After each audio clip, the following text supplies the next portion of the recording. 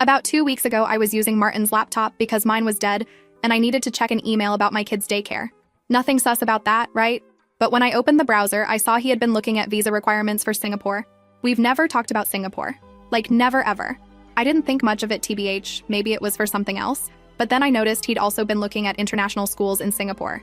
We have a 3YO and a 1NIO. Why would he be looking at schools in another country?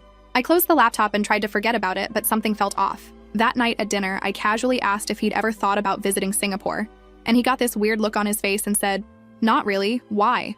and changed the subject super fast. I could tell he was lying because he wouldn't make eye contact and kept fidgeting with his fork. Red flag FR. The next day, while he was at work, I went through his laptop again. I know. Invasion of privacy, whatever, but I was freaking out. I found emails between him and someone named Grace. The emails weren't like super explicit or anything, but there was definitely something going on.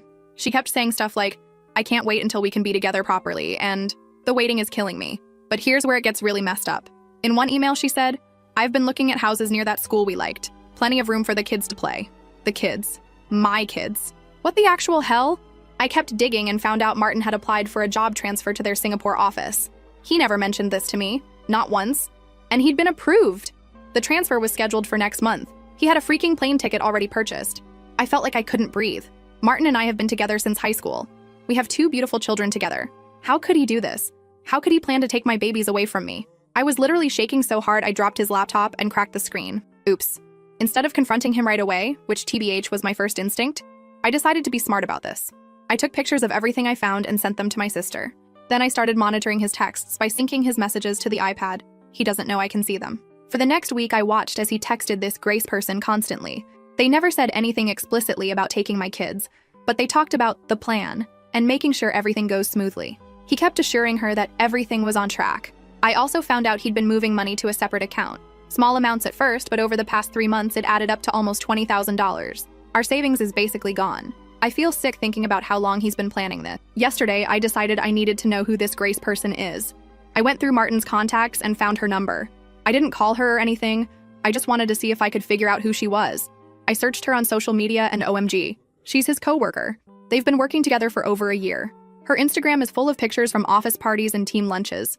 Martin is in a bunch of them. She posted a picture 2 months ago with the caption, "Sometimes the best things in life come when you least expect them," with heart emoji. And Martin had liked it. I wanted to throw up. Today, I decided enough was enough. I waited until the kids were napping and confronted Martin. I didn't tell him everything I knew, just asked again about Singapore. He denied everything at first, said it was just something he was looking into for a potential vacation. I called him a liar, told him I knew about Grace. His face went completely white. He started stammering, saying I didn't understand, that it wasn't what it looked like. Classic. I asked him straight up if he was planning to take our children to Singapore. He wouldn't answer. We started arguing, voices getting louder. I was so angry I could barely see straight. He kept saying I was overreacting, that I was crazy, but then his phone buzzed. It was a text from Grace. I lunged for it, but he grabbed it first, holding it away from me. I screamed at him, demanding to see it. He refused, backing away from me. I followed him into the kitchen, still yelling. He was trying to delete the message when I grabbed his arm. He shoved me away, hard. I stumbled backward and hit the counter. That's when I saw it. On the kitchen counter was a manila envelope. It was partially open, and I could see passport photos of our children inside. Martin saw me looking at it, and his eyes went wild. He lunged for the envelope just as I did. We both grabbed it at the same time and started wrestling for it. Papers flew everywhere. I saw flight itineraries, passport applications, custody documents, everything laid out in black and white. His plan to take my babies away. I screamed and tried to gather the papers, but Martin grabbed me by the hair and yanked me backward. I broke free and ran for the kitchen drawer where we keep the big knife. First update. So I guess I'm back with part 2, and honestly, if you read my first post, buckle up, because if you thought that was wild, this is going to be even more of a mess. I'm still not sure I'm processing any of this right, but at least now I know I'm not crazy, just surrounded by people who apparently lost their damn minds. Let's just say, after that disaster in the kitchen, me and Martin basically wrestling over an envelope like we're in some kind of low-budget reality show, which, by the way, I never want to experience again.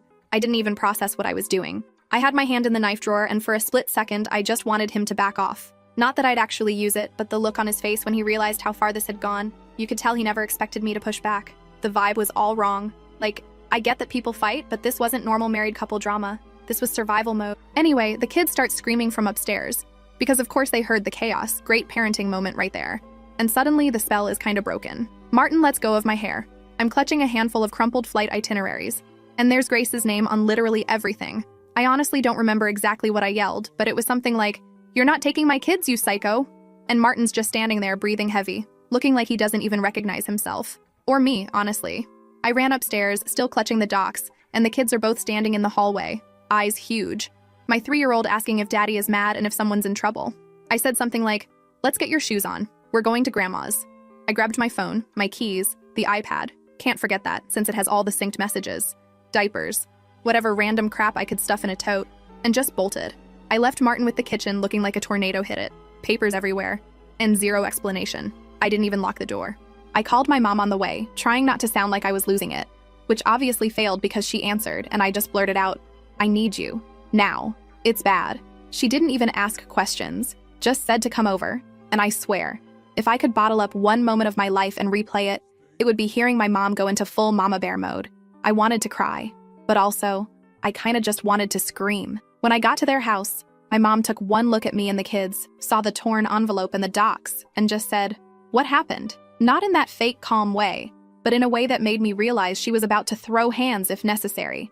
Dad was still at work, so she started texting him like, "Get home right now."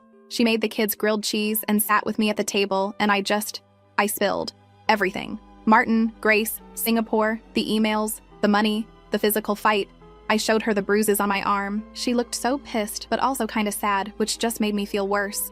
She started asking practical questions, like, did Martin have the kids' passports? No, I found them in the envelope. Score 1 for me. Did he have any way of taking them without my consent? I mean, he had flight tickets, but I don't think he could just grab them and go without my signature, right? Right? She wanted to call the police, and I said no. Not yet. Not unless he actually tries something. I was scared. But also, what do you even say? "Hi. My husband's planning to kidnap our children to Singapore but hasn't technically done it yet." It sounds like a bad soap opera. Dad got home maybe an hour later, and that's when things got loud. My dad is usually the, "Let's talk this out, nobody needs to yell" type, but not this time. He wanted to go straight to Martin's place and talk some sense into him. Mom was all for it, but I said no, because honestly, I was scared he'd make things worse. My dad's got this old school protect my daughter at all costs energy, which is sweet, but also, I didn't want him to get arrested for breaking down the door. So we kinda sat in this weird tension, like all of us waiting for a bomb to go off. The kids were running around like nothing happened, thank God for tablets and SpongeBob. And I was just scrolling through Martin's messages on the iPad, my mom reading over my shoulder. Grace texted him again, something like, "Did you talk to her? Is she going to sign?" And Martin replied, "She's being difficult. I'll handle it." My mom just snorted like, "He's got another thing coming if he thinks you're going to roll over." I honestly loved her so much in that moment, even if my stomach was in knots. It got even more awkward when Martin started blowing up my phone. First, it was calls, then texts, then more calls. I ignored all of them, but finally, he sent this long, rambling voice note. He said I was overreacting, that I was making a scene in front of the kids, that nothing was set in stone, and he just wanted what was best for everyone. He never said, "I'm sorry," not once. He kept making it sound like I was the one causing problems. My mom wanted to call him back and read him the riot act, but I said no because I wanted to control the story. I wanted to see what he'd do next. Maybe that was stupid, but I was sick of being the one who reacted. I wanted to be the one who acted for once. Dad, meanwhile, was on his own mission. He started calling his friend who knows someone in family law. Classic dad move, networking when I'm falling apart. And he was all, "We need to talk to someone who understands this stuff because if Martin tries anything, we need to be ready." Mom started texting Martin's mom, because apparently they still talk sometimes, which is news to me. She just sent a simple, "We need to talk. Now." No explanation. Martin's mom called back within minutes, and from what I could hear, she was totally caught off guard. She kept asking if I was okay, if the kids were safe, if Martin really did all that. I could hear the disbelief in her voice, like her son would never do something like that. My mom wasn't having it.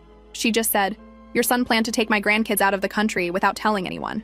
We have proof." She sent her some of the photos I'd taken of the docs, and after that, Martin's mom got real quiet. I don't think she knew what to say. That night was the longest of my life. I barely slept. Every time I closed my eyes, I kept replaying the kitchen fight, the look on Martin's face, the way he just snapped.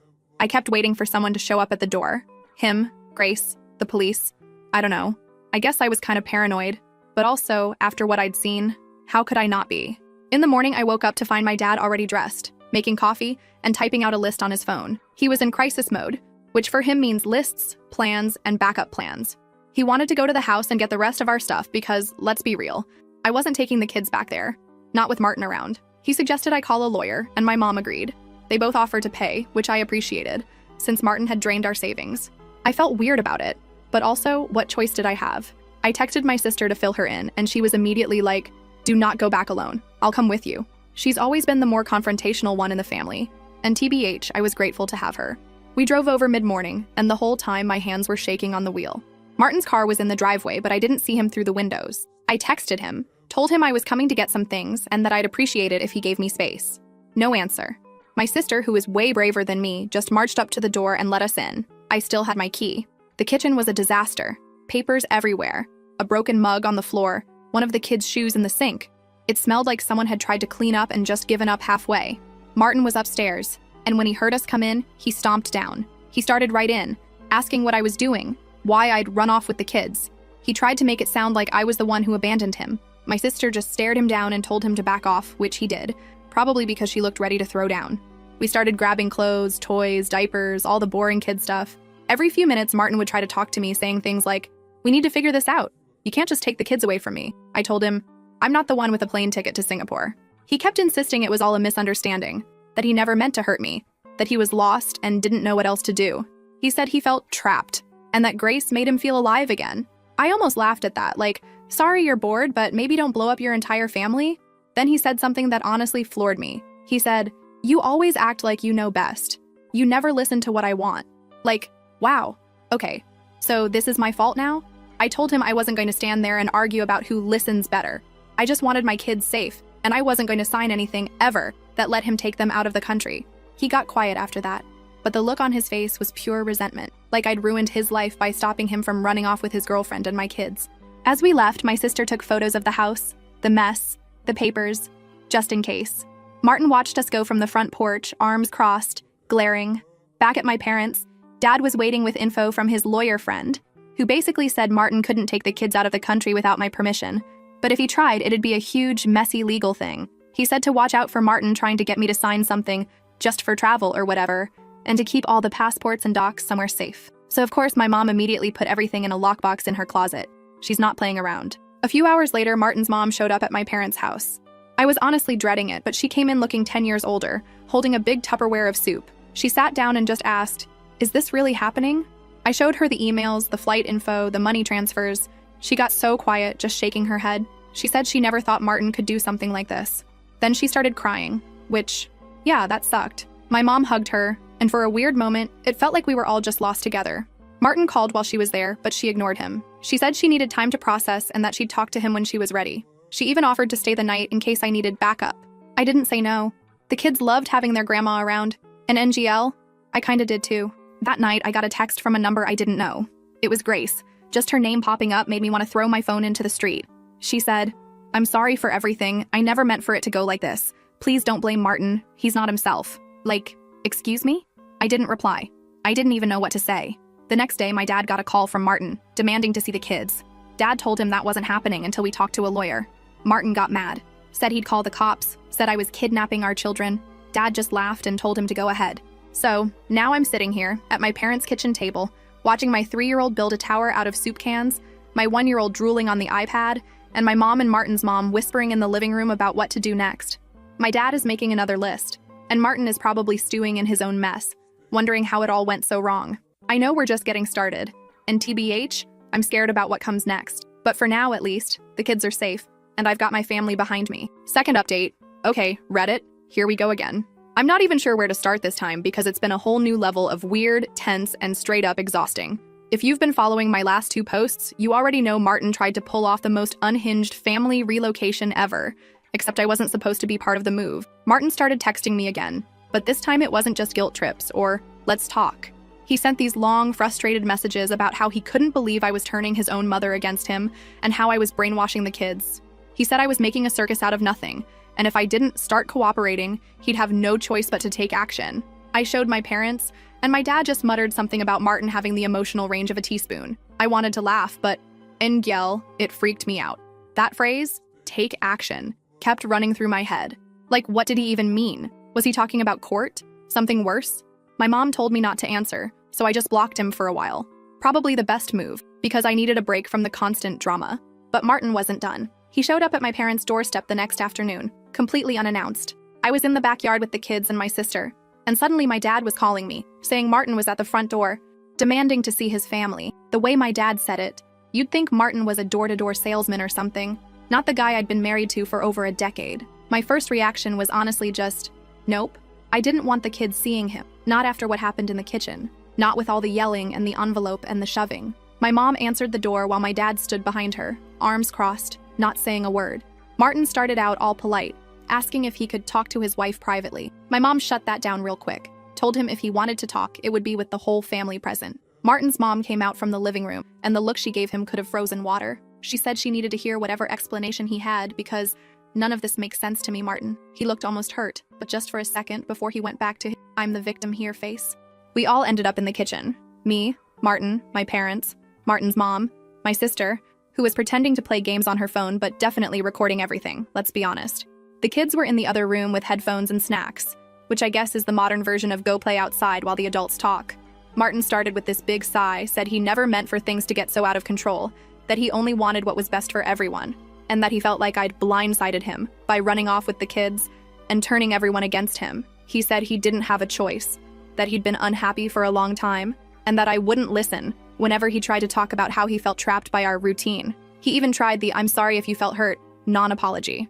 My mom cut him off, said, you could have just talked to your wife. You didn't have to make plans behind her back or try to take her children away. Martin got defensive, said I'd never let him have a real conversation, and that every time he tried, I'd shut him down or change the subject. I honestly don't remember that. But maybe I was just tired of hearing about how everything was my fault. Martin's mom tried to get him to see reason. She told him she didn't even recognize him anymore, that the Martin she knew would never try to sneak his kids out of the country. He just shook his head, said he was desperate and thought it would be easier to start over somewhere new, with someone who actually cared about him. I almost snorted, because if Grace is the answer to his problems, then I guess I dodged a bullet. But whatever. My dad asked point blank if Martin ever actually planned to take the kids without telling me or getting my permission, and Martin just mumbled something about not being sure and thinking maybe I'd come around if I saw he was serious. That's when I realized he really did think I'd just go along with his plan if he pushed hard enough. Like, in his mind, I was supposed to just hand over my kids and move to Singapore because he'd already bought the tickets. The conversation kept circling. Martin wanted me to just talk to Grace, get to know her, because she's good with kids and wants to be part of their lives. My mom practically choked on her coffee. My sister rolled her eyes so hard I thought she'd pull a muscle. I said I didn't care how good with kids Grace was. She wasn't the one who made them, and she sure as hell wasn't going to be their new stepmom without me having a say. Martin started getting frustrated, raising his voice, saying I was being unreasonable, that I was punishing him for falling in love with someone else. He said I'd changed since having the kids, that I was always tired, always busy, never fun anymore. That stung, NGL, because yeah, I am tired and busy and probably not much fun these days, but I thought we were a team, not contestants on some reality dating show. His mom told him to stop, that he was just making things worse. Dad told him if he tried to come near the house or the kids without permission again, he'd call the police. After he left, my mom hugged me, but I felt weirdly numb. I spent the rest of the afternoon with the kids, doing puzzles and eating leftovers, trying to pretend things were normal. But nothing felt normal. Every time my phone buzzed, I jumped. Every time a car drove past the house, I checked to make sure it wasn't Martin coming back. A few days later, things escalated again.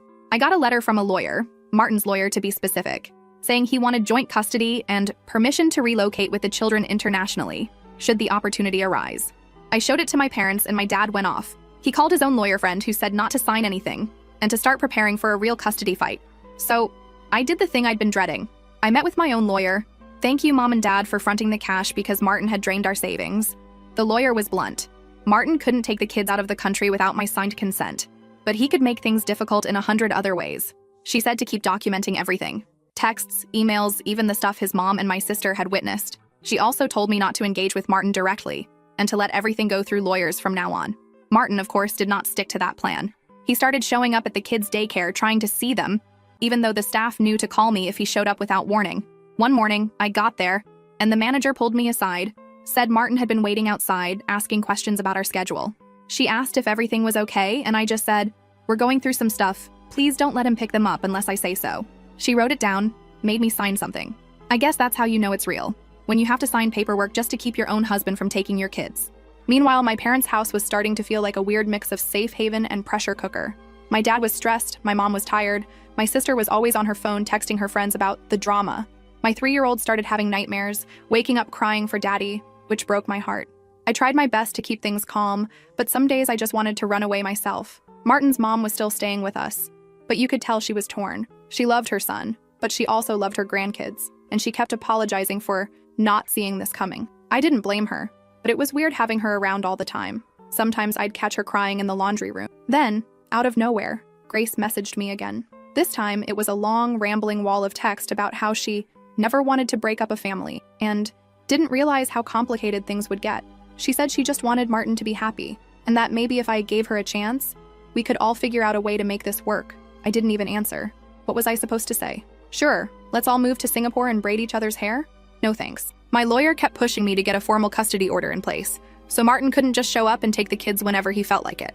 I dragged my feet, partly because I hated the idea of turning my whole life into paperwork, partly because I was still hoping Martin would just snap out of it and realize what he was doing. But the more he pushed, the less I trusted him. He started sending me screenshots of other people's messages saying things like, "Everyone thinks you're overreacting," and "You're making me look like a monster." I recognized some of the names, mutual friends, a couple of his cousins, but I also knew he was cherry-picking.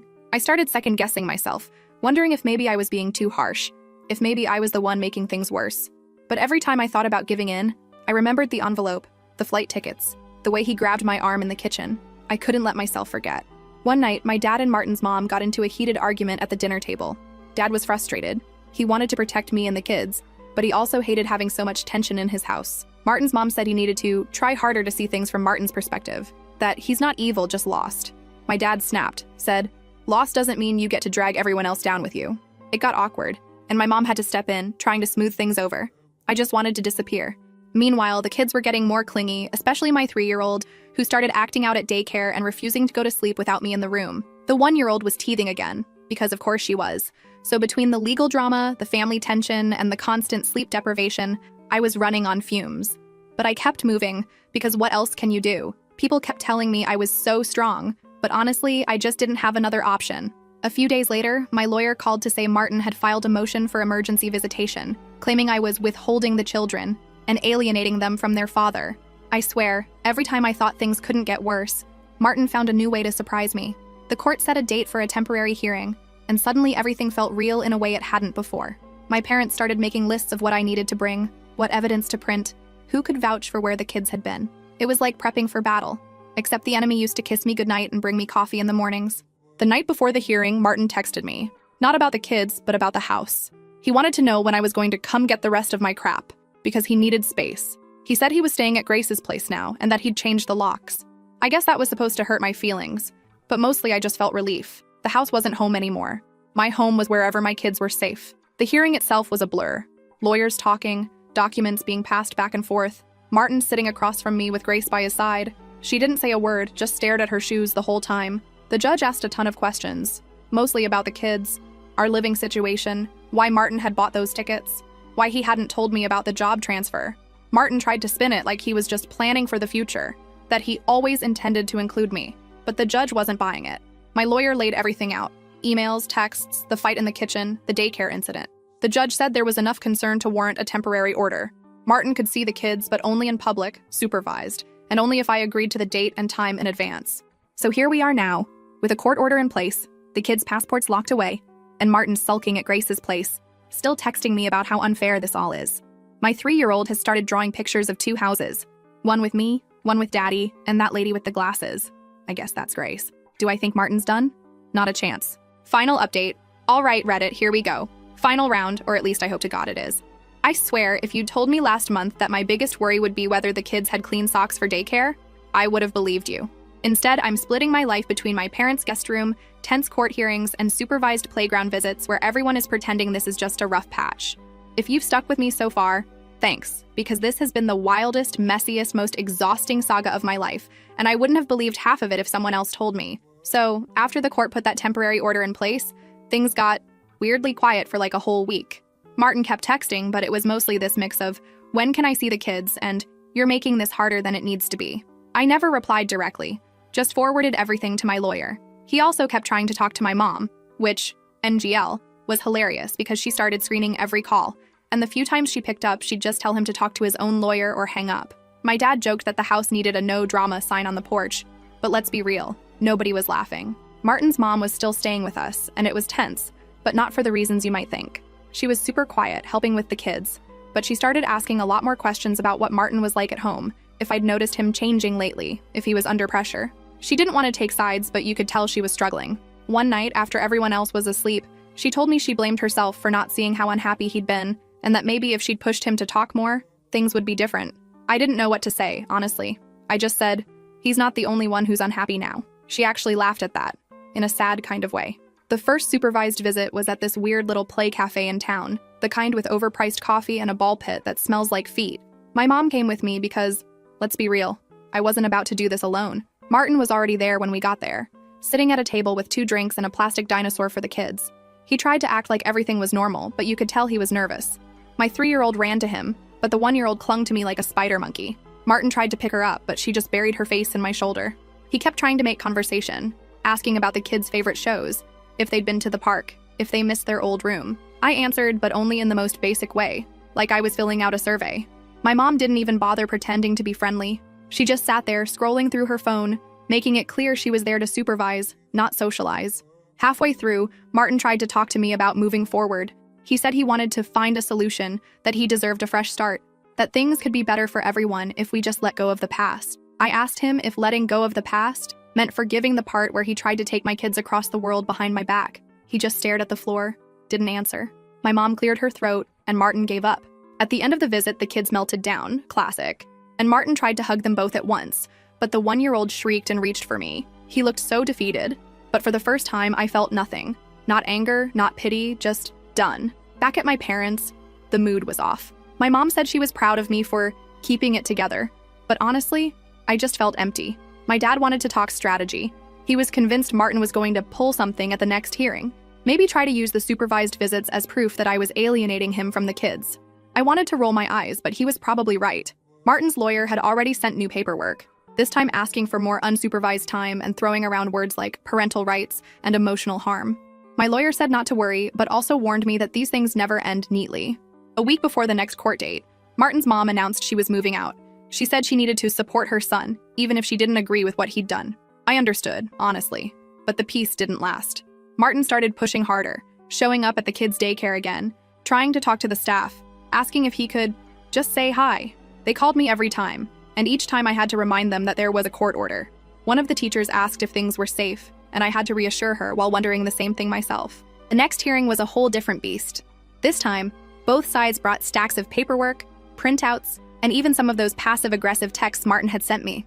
The judge was all business, asking about schedules, support systems, what the kids needed. Martin kept saying he wanted what's best for them, but when pressed, he just repeated the same lines about fresh starts and new opportunities. My lawyer pointed out the money transfers, the job transfer papers, the hidden emails, and the fact that Martin had already bought non-refundable tickets before even telling me. You could see the judge's patience running out. Martin's lawyer tried to spin it as proactive planning, saying Martin was only thinking ahead for his family's future. I could barely sit still.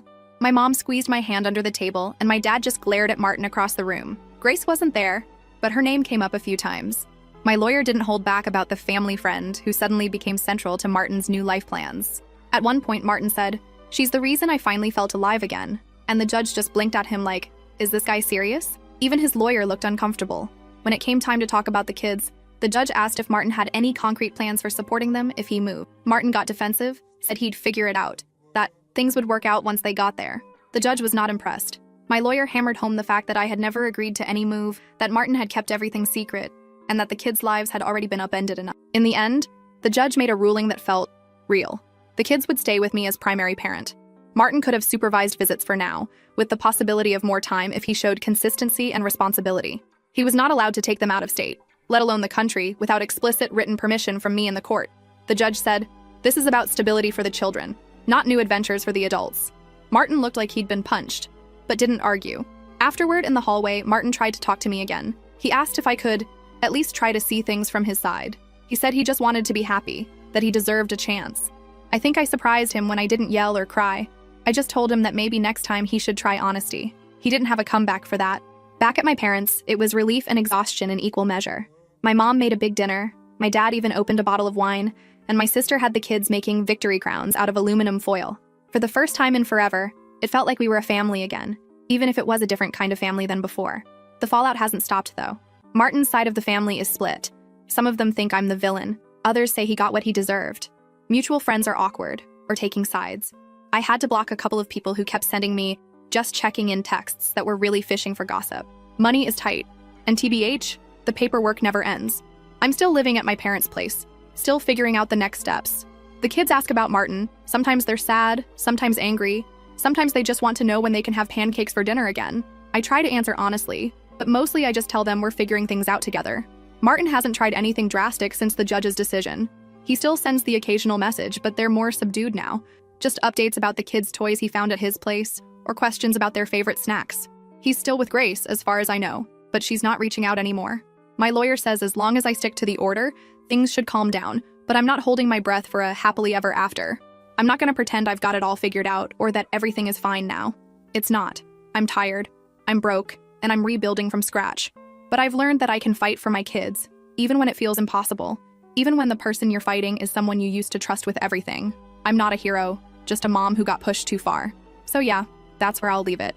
If you're still reading, thanks for sticking with me. Real life is messy as hell.